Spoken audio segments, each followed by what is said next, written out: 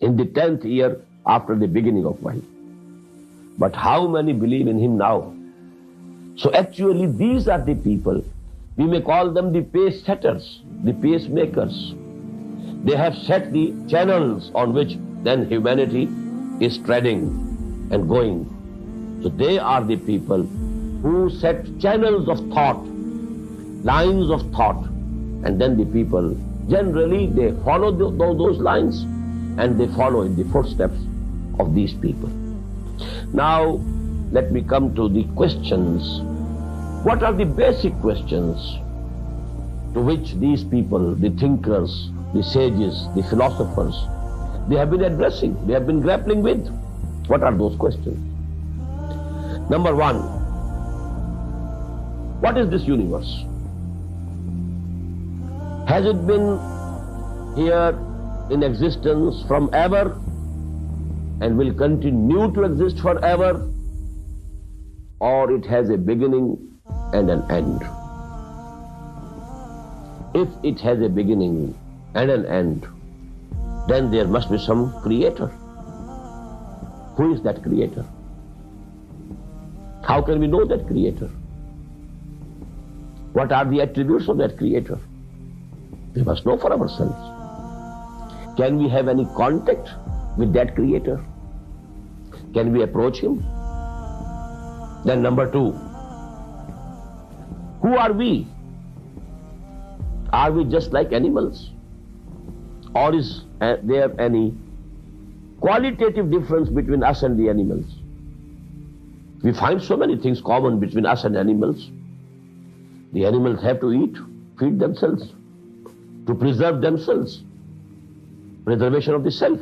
We also need food. Animals required rest. We also require rest. Animals sleep. We also sleep. Animals have sexual desire for the preservation of their species. We also have a sexual desire. So many things are common between animals and us. But are we only quantitatively different from animals?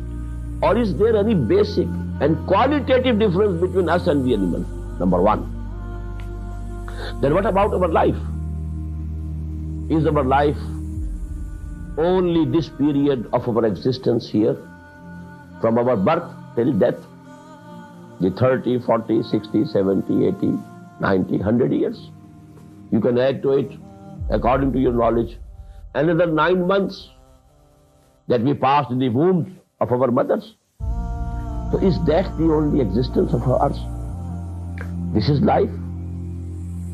Was there no existence before coming to this world? Before our birth? Or before our conception in the womb of our mothers? And in the same way, will there be our existence after death also? Is there any form of existence beyond death? Or death is the end? Is that the end of our existence? Or is there any life after death? Or is there any existence to continue after death also? Then, what is evil? What is good? Are these ethical values, moral values, are they real? Or just apparent? As there is a saying in English language, nothing is good or bad, only thinking makes it so. Is it correct? Or the good is good and evil is evil? Are these permanent values or not? You must be knowing that according to the Marxist philosophy, there are no permanent ethical values. With the changing of the economic conditions of the society, the values change. There are no permanent ethical moral values. Is it so? Is it correct?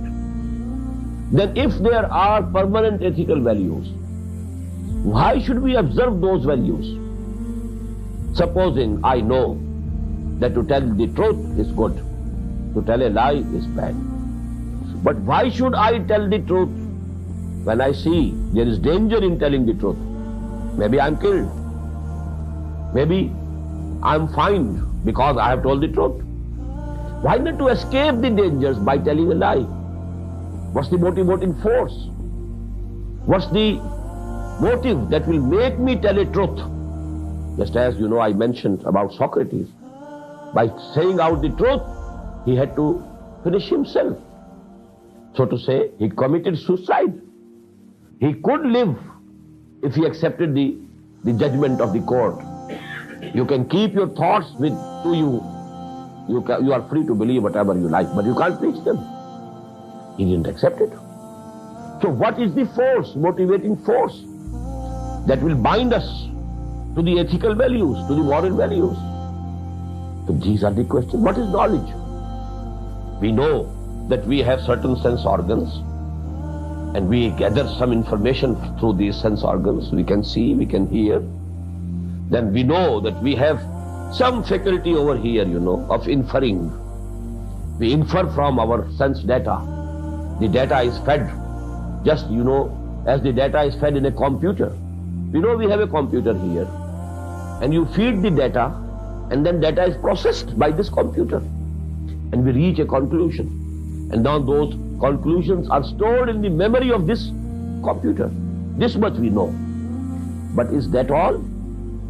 Or there is any additional source of knowledge? Can we get knowledge through any other source? Do you know all these questions you might be knowing and you might have appreciated? These are the basic questions of philosophy, of different disciplines of philosophy. This philosophy has been divided into so many branches. Otherwise, sometime before, philosophy included metaphysics. It included ethics. It included psychology. It included epistemology. All these are the branches of philosophy. And the questions which are enumerated, they relate to different branches of philosophy. What is the nature of existence? This is metaphysics. What is the nature of human mind? What are the motives? This is psychology. What are the sources of knowledge? How do we get knowledge? This is epistemology. Whether there are permanent ethical values or not, or what are the motivating forces to be moral in your attitude, to have a moral attitude, and to act according to the ethical values. This is ethics. So these are the different branches, different disciplines of the same subject which we call philosophy. Now, another point. There has been answers to these questions, but the sources have been different. On the one side, we find philosophers, thinkers, sages. You can mention Confucius, Tao, Gautam Buddha, Mahavir. You can, say Socrates, Plato. All these people, they were philosophers. They thought about these problems. They reached certain conclusions. Then they arranged those ideas into a logical system, and that is called, this is the philosophy of Plato. This is the philosophy of Aristotle. This is the philosophy of Confucius. So these people, they say that we have thought upon these questions, and our mind, our intellect, our logic tells us that these are the answers to these questions. This we call philosophy. But no philosopher till this date has claimed that it is 100% true what I am saying. No philosopher up till this date. Let me mention here Allama Iqbal, the biggest poet philosopher of Islam the 20th century has produced. And you must have heard the name of his book, Reconstruction of Religious Thought in Islam. Now, in the preface to that book, he says, I don't claim that whatever I have said in this book is 100% correct. We should maintain an attitude of learning and, and thinking and adding to our knowledge. And maybe that as time passes, better ideas, more sound ideas are given by other people. This is the humility that he shows. And this is the case with every philosopher. No philosopher has up till this date claimed that whatever I have said or I am saying is 100% true. But the other source of answers to these questions has been that certain peoples claimed that we have a peculiar, exclusive source of knowledge which has come to us. It is not with you. The humanity at large has not been blessed with that source of knowledge. It is wahi from the creator of this universe.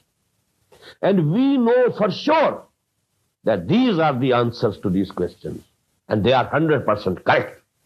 This is the claim of those persons whom we call prophets. A very long chain of prophets. Prophets of the Old Testament. And those before Hazrat Ibrahim alayhi salatu wassalam. It's a very big chain. And all these prophets gave answers to these questions. I shall, discuss in detail what were the answers. And actually the collective name of those answers is Iman. But here I want to make the point that these prophets claimed that we have known these answers to all these questions through a special source of knowledge, which has not been given to all the human beings. And we claim that this is 100% true. There can be no doubt about it. That is why we find that the Quran, Surah Al-Baqarah starts with a claim, very big claim, very loud claim. Alif Lam Mim, Zalikal Kitabu La Raiba Fi. No doubt about it. This is the truth. This is 100% truth. There's nothing false in it, no doubt about it. And I'll give you in the next session, inshallah, what Hazrat Ibrahim said to his father. That is the most beautiful expression of the claim the prophets made. أقول قولي هذا واستغفر الله لي ولكم ولسائر المسلمين والمسلمات.